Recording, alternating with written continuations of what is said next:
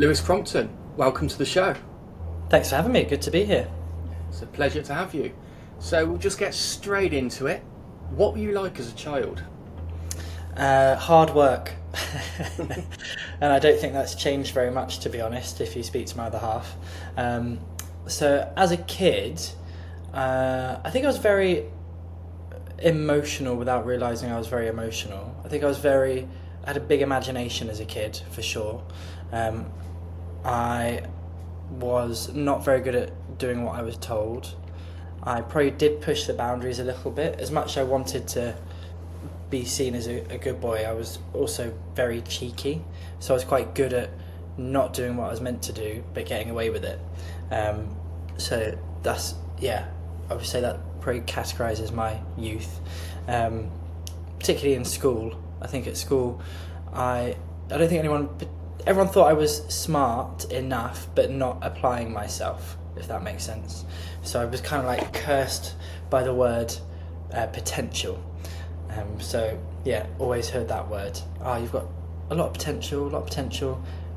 You're wasting your potential. You're not doing the most of it. You could be doing so much better. But I wasn't interested in school. And looking back on it now, I can see. I mean, I'm not diagnosed ADHD, but I tick pretty much every box, and I can see why that element of myself, which I can now see, does get very, very bored very quickly of things which are not of interest to me, which was probably 90% of school. So by the time I got to sixth form, I didn't really turn up. It was better in one sense because I had picked the subjects that I wanted to learn, but I wasn't necessarily learning the things within those subjects I wanted to learn. So I was learning about history, but it wasn't the history I wanted to learn, so therefore I wasn't really that interested. I took up politics for some reason. I don't know why I did that. And that was actually very boring because it was mainly political science, which was not of interest to me whatsoever. I don't know if I thought they were going to teach me how to be like political and rise through the ranks in a political party or something. Yeah, but, how to be the next Prime Minister. Yeah, something like that. But I suppose you need to know the science behind it and how it all works, but I didn't really find that interesting either. What I did find interesting was skipping off school with my mates and going for some food either at Burger King or the local Italian or Chinese buffet. That's what I wanted to do more of. So, yeah. Yeah, so was there any element of school that you particularly liked, or a subject that you really got into? I don't think there was really. No. Even at school I felt very much like an outsider. So I was part of the local youth group where I lived, which wasn't actually very close to where my school was, so I had to get a couple of buses to school.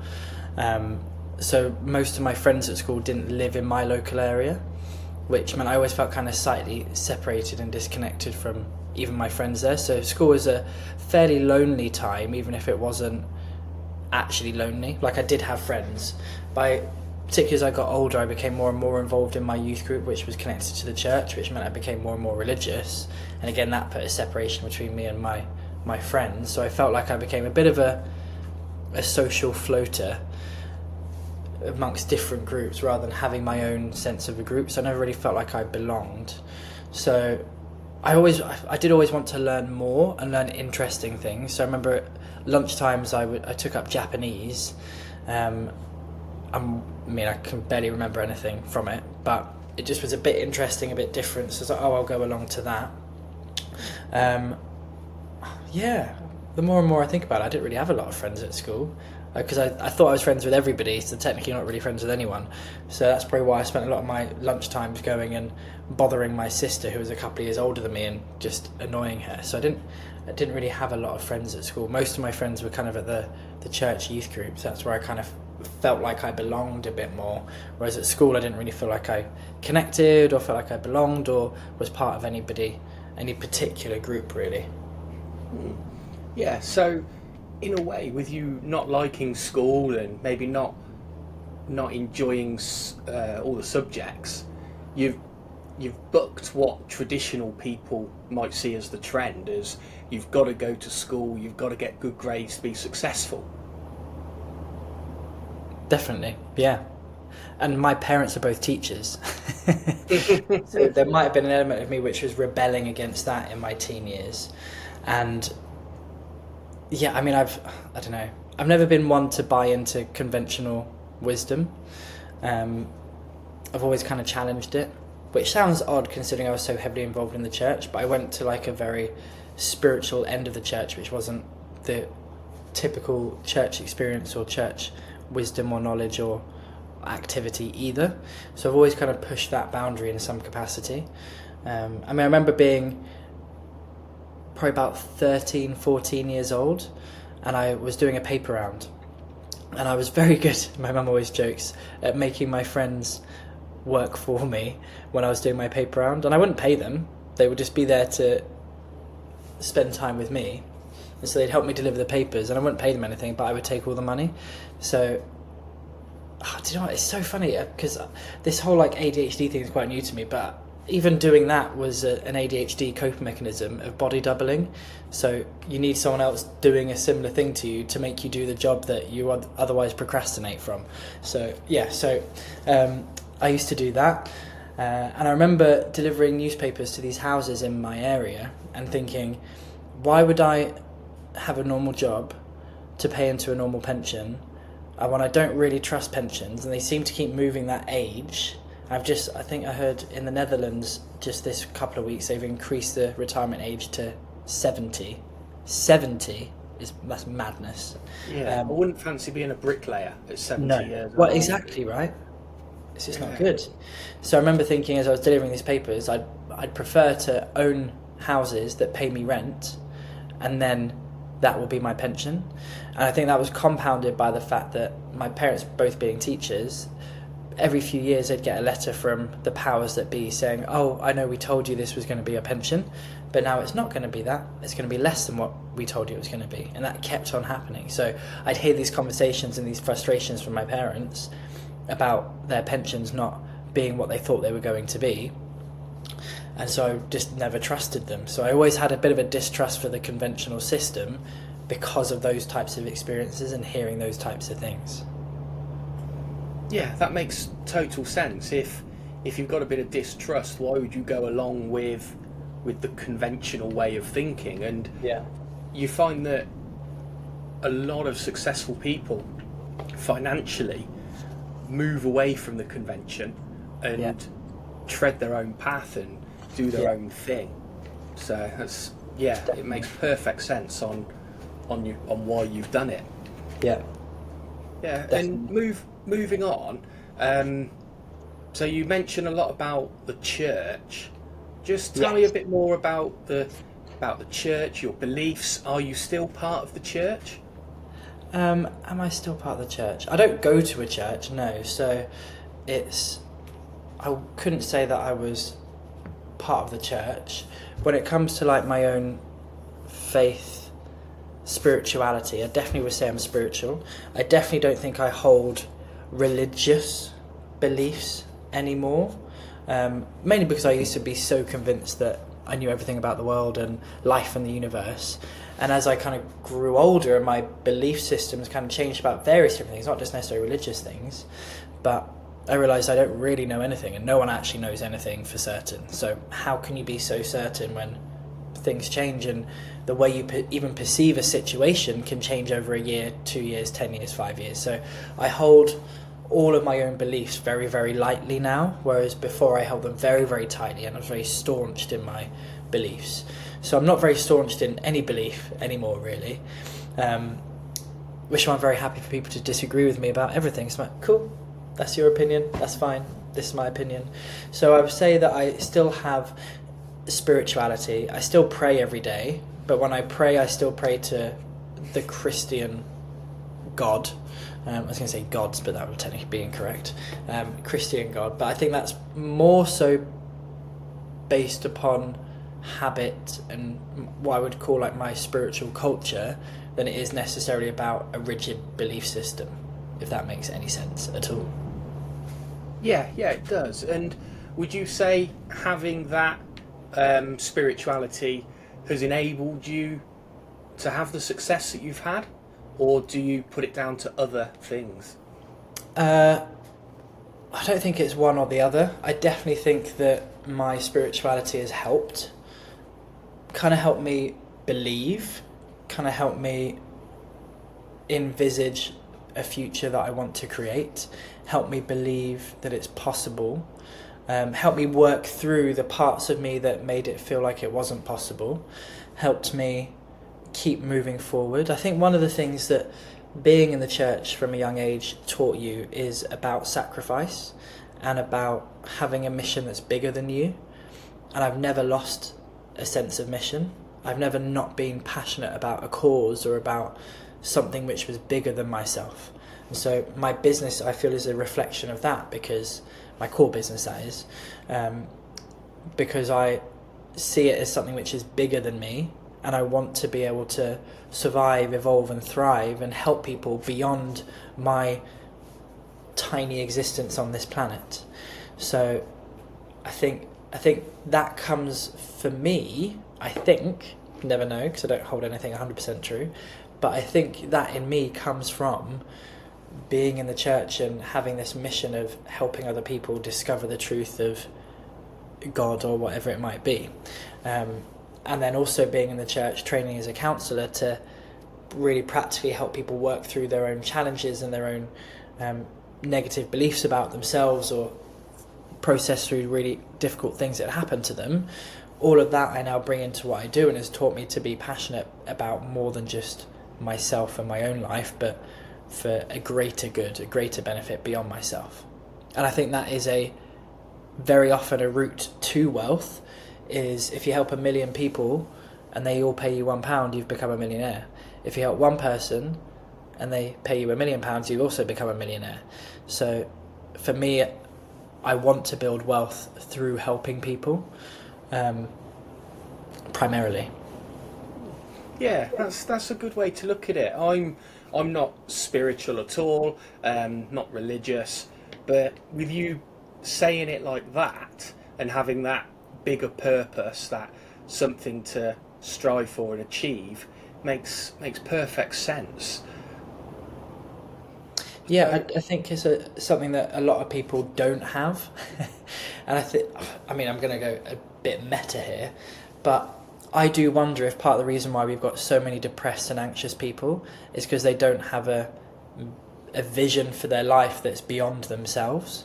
So they become very self-focused, ruminating, whereas I almost don't have time. Don't get me wrong, I've had a lot of anxiety and depression in my time, but that's more situational rather than being a general state of being. It's more situational. So I think when you have a captivating vision for your life that's beyond yourself and it adds to others, that I think has helped me get out of my own depressive and anxious episodes. And if you don't have that, I can imagine it's even harder to claw yourself out of that type of experience. Yeah, and what you touch on there, the Christian church has actually seen numbers rise in the past couple of years, and I've heard on the news they say that that's because people want to have a sense of belonging. They might feel alone and lonely, and they need that group to get them through life. Yeah, and there's actually loads of studies that say those who are part of a community, whether it's a faith community or something else, they actually have longer, happier lives, because we're designed to be connected to others. And again, maybe because I lost that when I stepped away from the church is why I then end up creating a business which has that, because we do feel very connected to one another. We are all supporting one another, and we're kind of on this shared mission of creating wealth. So I've unintentionally created something out of what I found I was then lacking when I stepped away from the church. Yeah, so let's talk a bit more about that then. So you've been successful in investing, trading, property and education. So why did you make the move into trading? So when I stepped away from the church to begin with, I found myself being in a position where the only job I could get was working in retail. I'd been rejected from McDonald's, rejected from KFC, rejected from the local mechanics. There's no way on God's green earth that I would have been a good mechanic. So probably a good job that I got rejected from that. Yeah, no comment. Yeah. The only job I could get was working on the shop floor of a men's and women's clothing shop called Burton and Dorothy Perkins. Now, I worked hard in that job. I've always believe in doing a good job, and found myself working up into head office. Now, the problem was when I was in head office, I realised that I'd be doing the same job for the rest of my life. And there's this one particular day where I was brought into my manager's office for my 6-month review, performance review or something. And I thought I was going to get a pay rise. So, I'm hoping I'm going to get a pay rise from this. And she said, don't get too excited, it's not going to happen. I was like, oh, well, I think I've been working pretty hard. And she basically just was a right cow and told me I wasn't going to get a pay rise, that I wasn't grateful, all of this. I mean, I was on less than 19k a year. It was hardly a great salary to be grateful for. Said all this rubbish and didn't acknowledge all the good stuff that I'd done. And I just kind of knew in that moment, in that conversation, that's not where I wanted to stay for as little as possible. I didn't want to be there for another year.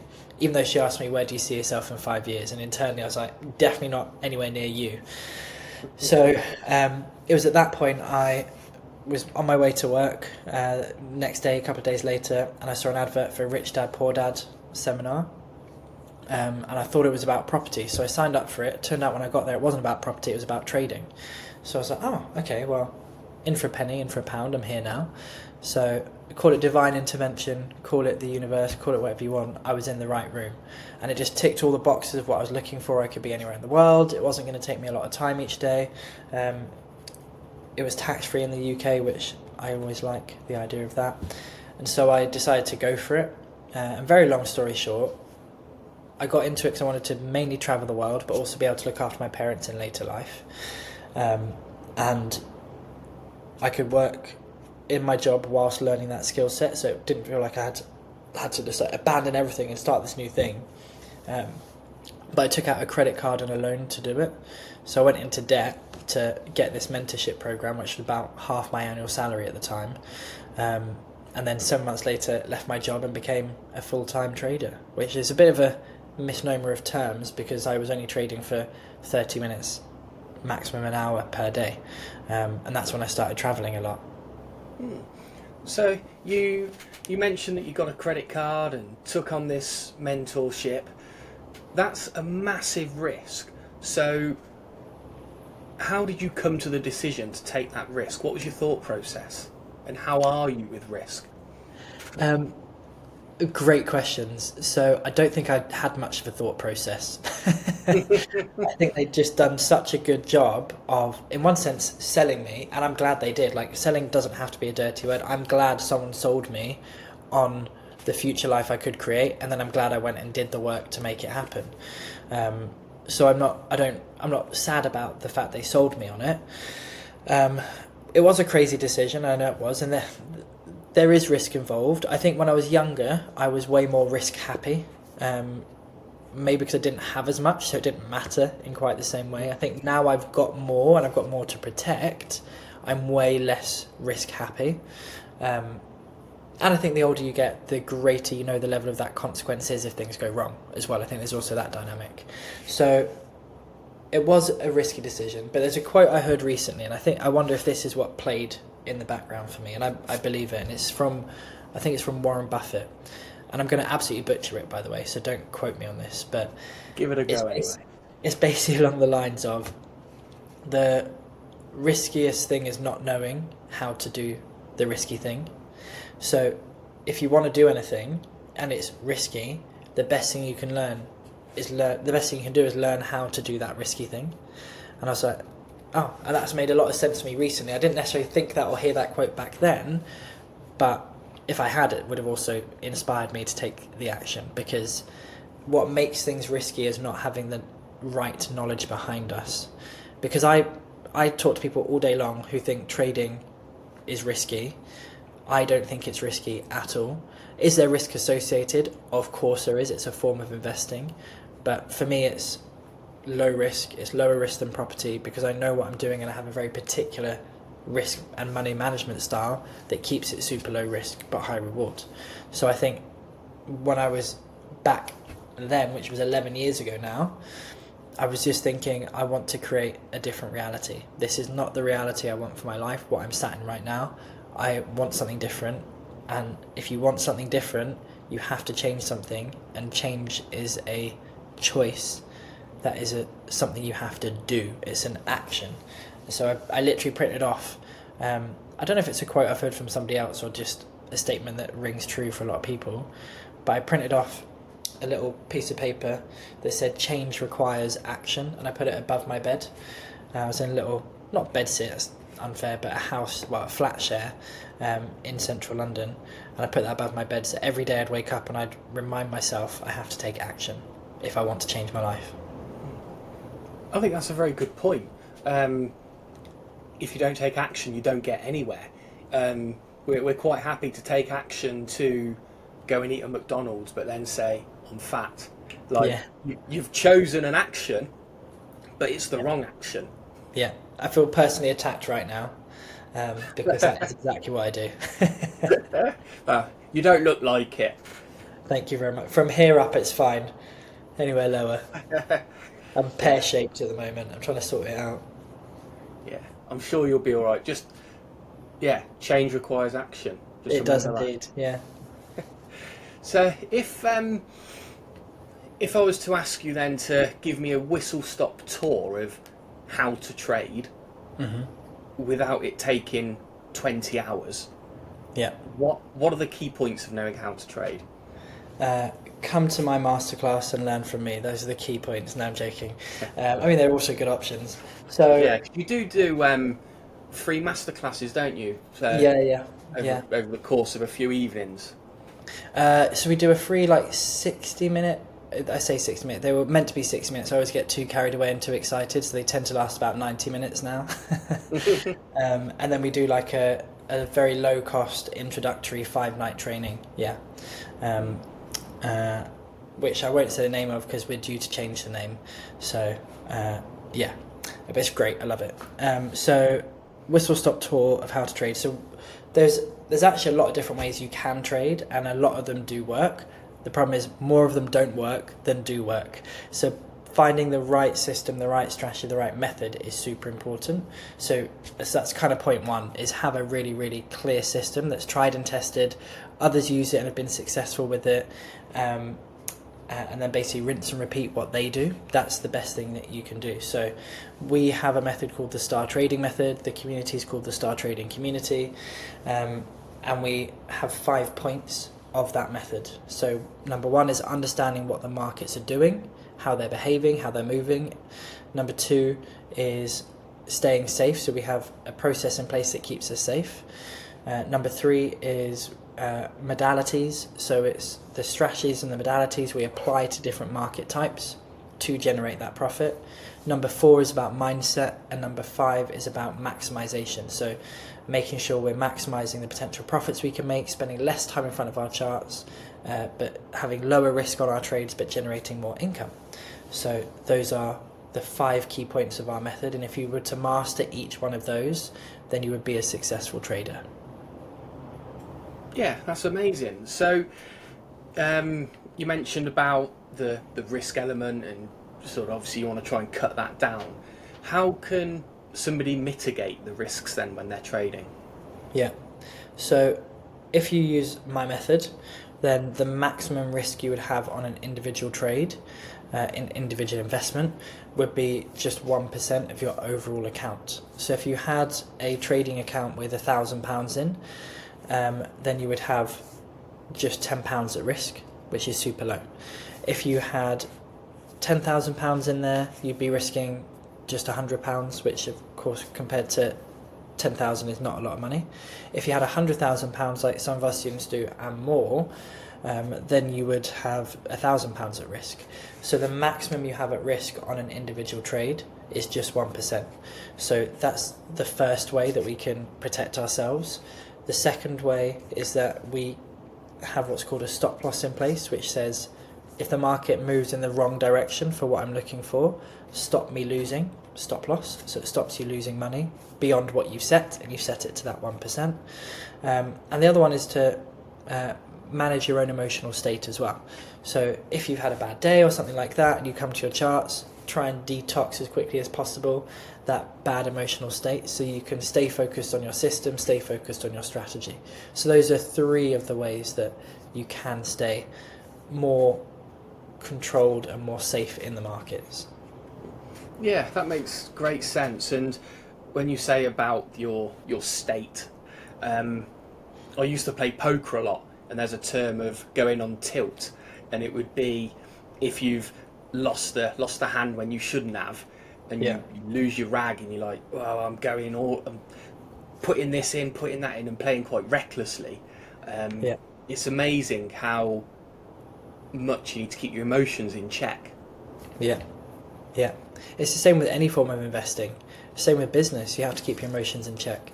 If I was to sometimes let the frustrations I may have with my team, which tend to be higher when I'm stressed about something in my personal life, then I probably wouldn't have a team because I'd constantly be snapping at them or this or that or speaking to them badly, and I am very intentional to not do that. Also, I'm a nice person in general, so it's very rare that I'm that frustrated that I would speak badly to someone, but it is something I'm aware of, not to let my emotional state boil over to my team members if it's negative.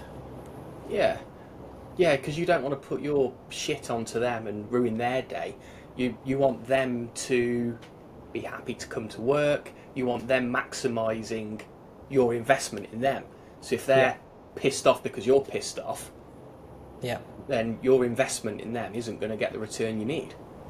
Exactly. Yeah, and how would you go about building a small team if that's what somebody wants to do in their business? First of all, don't do it if you don't want a bigger business. If you are happy with the money you make as a sole trader, as a single business person, a one-man band, then be happy with that. Don't buy into any hype that you need to grow a business. You don't, if you're happy with where you're at. For me, business should serve your passions, your purpose, and your joy. And if growing a business won't tick those boxes for you, then don't do it. Now, when I was growing my business, it didn't tick the joy box. Believe me, it was hard work, it was hard graft.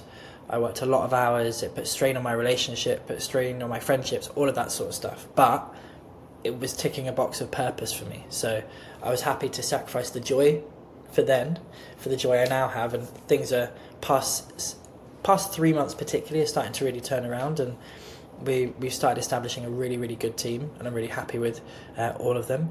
Not that I was unhappy with the team before, but the reality is I actually needed more team, and I didn't realise that until recently. So I put a lot of pressure on the team I did have as well. We achieved great stuff, but I pretty much burnt them out. So sorry guys, it was all learning as well for me. So I think if you do want to build a team though, and you want to have a bigger business, then you need to think about your first hire, but also remember that generally the people who start with you aren't the people that finish with you. So you are looking for kind of different types of people. Generally in your early days, you're not looking for specialists, you're looking for generalists, but good generalists. People who can take off different parts of your workload off of you. But because your workload is a scattergun of different things when you're running a business by yourself, you need someone who can take multiple parts of that off of your plate. If you take a generalist on, they're not going to be busy, number one. Number two is you're still going to feel just as stressed because there's only one thing taken off, and you're going to be micromanaging them doing that one thing as well. And you're going to be frustrated that you're paying them. So you need to hire a generalist or a couple of generalists first. Part-time people at this point are great. Contractors at this point are great. Don't think you need to go for a full-time person straight away. And then as your business gets bigger and the busyness of your team gets to the point where it justifies having a specialist, then bring in a specialist, and you can take a role off of other people who don't need that role, and then they can become more specialized across the generals until it becomes obvious that you need to bring somebody else in because they're too busy to be a specialist in a particular area. The quicker you can get from generalist to specialist, the better, because you're actually bringing in a higher level of expertise when you do that. One of the best hires I made was in the past 6 months was a general manager, because I didn't realise what I was doing was general managing. So when someone pointed out to me what I was doing was being a general manager versus being the operator, the owner rather, of my business, I realised that's who I needed to hire. And it was the highest salary I've ever paid out, but there's always going to be a higher salary if your business is growing, right? And then the next one's the highest one, and the next one's the highest one. So that particular individual is worth their weight in gold, and my business will grow exponentially because of that one hire, and my energy is completely different within my own business now because I'm not fulfilling 10 different roles at the same time. I've got someone to focus on what they're very, very good at, and I get to focus on what I'm very, very good at. And that's taken years to get to that point, but hiring people, the right people at the right time, is a game changer. And if you feel slightly funny, like someone isn't the right fit, just get rid of them. Just like, it's a service to them, it's a service to you. Do not hold on to people. Make sure they go, and you can have them leave well. I've kept members of team for far too long when they weren't serving the business, and that stunted the growth of the business, but also made me not enjoy my own business for far too long because I didn't address the conflict that needed to be had so we could bring in the right people. Yeah, that's a very good point. It's seen as being cruel to fire somebody, but you could actually be doing them a favour as well, because they're obviously not suited to the role and there's a few things they could improve on, so you get rid of them, and they might actually find by moving on that they find their actual true calling in another industry. Yeah, definitely. And if your expectations on them aren't being met by them, they're probably not stupid, they probably know that. So then they're feeling stress and pressure, which they may not feel somewhere else. Yeah, that's a very, very great point. And you've obviously been a successful guy. You are a successful guy. You speak on stages, you do a lot on social media, you do your free training. So how can somebody emulate what you've done to grow their own business? Good question. One of the things my early mentor taught me is that success leaves clues, and it's a bit tripe in certain circles to say that because we hear it a lot, but it's true. I don't think I've done anything that exceptional, that different, that wacky, that out of the box, that creative.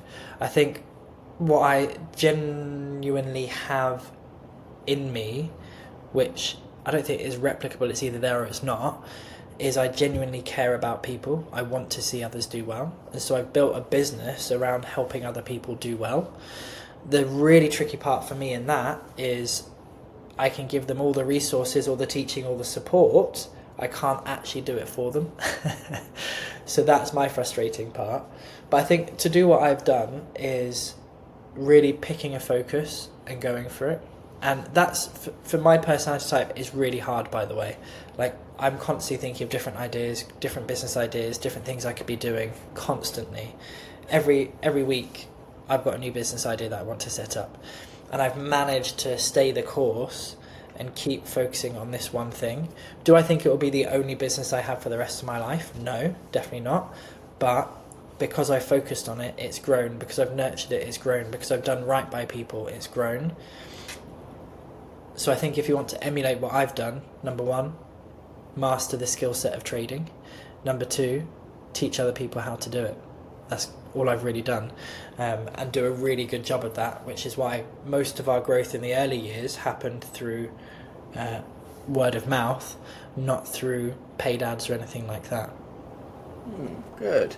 And you've spoken on a lot of stages up and down the country.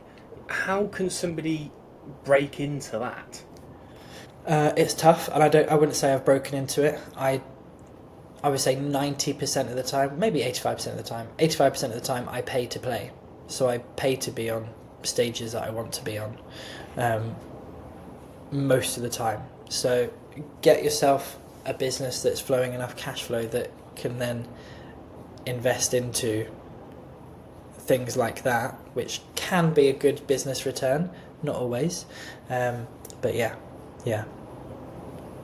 Yeah, that's good actually, because even though you might have paid on to go on to a few stages, it positions you as an authority, because you might be speaking to 100, 200, 500 or 1,000 people.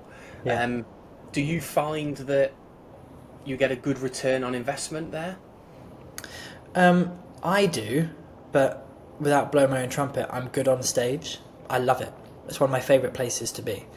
And I think because I'm not very good at not being who I am, that comes across quite authentically on stage. And I enjoy playing with an audience. But I've been speaking in front of people since I was 12, 13, 14 years old. So it's, even though I still get nervous before I go on stage, the second I'm up there and I've kind of got my first couple of sentences out, I just settle into it. I feel totally at peace. It's where I know I'm meant to be.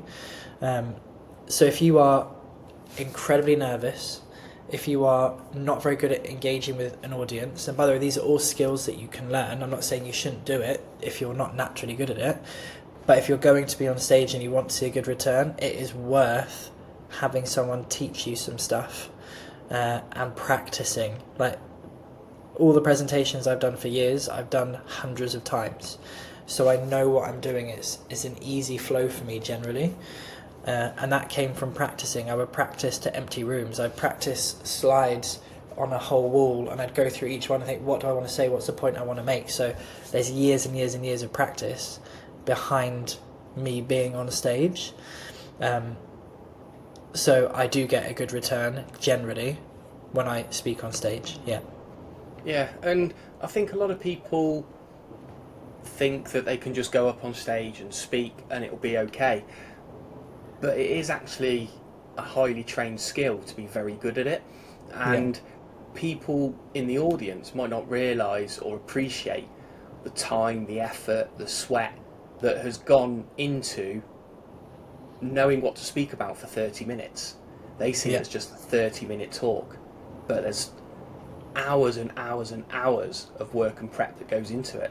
Yeah. And a lot of speakers are very boring, which is why whenever I speak anywhere, I try to be the opposite of boring. I try to be really engaging. I try to get the audience involved in some way, because I've sat, I mean, maybe it comes from sitting in church for years and being bored senseless. I'm like, I don't want that to be someone's experience when I'm on stage. I want them to enjoy it. I want them to feel part of it. I want them to have had an experience. I want them to leave being in my presence in a joyful state, or at least having had a thought which helps change something about them, which is why I'm kind of reorientating my business structure in terms of my role in my business, so I can each day wake up and think about, what can I share today that's going to help change the way people think for the better, for their own betterment, for their own joy, for their own peace of mind, for their own beneficial future, whatever it might be. Yeah, I love that. Absolutely love it. And moving on, what key elements have enabled you to grow your business and your wealth? Consistency, showing up is a big one. Continually taking risks, but doing the work to make sure they pay off. So, for example, I've paid 1.50 grand to speak on a particular stage. No guarantee you're going to get a return for that, but then working hard in the background to get the best possible result from speaking on that stage. So always investing in myself, always looking for the next level, the next mentor, not necessarily the next mentor, but the next thing I can learn that's going to help improve me and improve my business and make things better for my clients and my students. So always be looking for ways that you can evolve and develop and grow. Yeah, you can tell that the way that you speak about your clients, your community, you really do care about them and their experience. And I wish more businesses were like that. A lot of businesses, I think, see it as transactional, whereas you see it as a relationship. Would that be a wise assumption to make? Definitely, yeah. and maybe it comes from my own issues, to be honest. I don't like if I connect with someone, and if I'm speaking for 5 nights on a training, we're connecting. Like, there's a connection that's gone on there between me and the people there. And if they decide to move forward because of that connection and come onto one of my mentorships, which I'm not the cheapest out there, I do think I'm the best out there, but I know I'm not the cheapest out there because we put a lot of work and effort and care and love and support into our mentees. There is a relationship there. So when that relationship comes to an end because they've completed their mentorship and they decide they fly in the nest because they've got the skills they want and they're happy with that, there's always a part of me that is sad because I'm not very good at the end of a relationship, whether that's personal, professional, or romantic. Although hopefully my romantic relationship doesn't end, considering I've only been married 2 years. But yeah, I'm big into connection, and I like maintaining that connection for as long as possible. Yeah, good. And one final question, Lewis. If somebody wants to become a millionaire, what one tip would you give them? What one tip? Well, if I give them £1 million tip, they'd be a millionaire. So what would be the one tip? Pick something that has the ability to make you a millionaire and keep going until it does. Fantastic. That's absolutely brilliant to end on. And if somebody wanted to know more about you, find out more about what you do or who you are, how can they do that? Instagram's a great one. It's where I'm probably most active, so @with Lewis Crompton. Brilliant. Thanks a lot for your time, and I've really enjoyed the chat.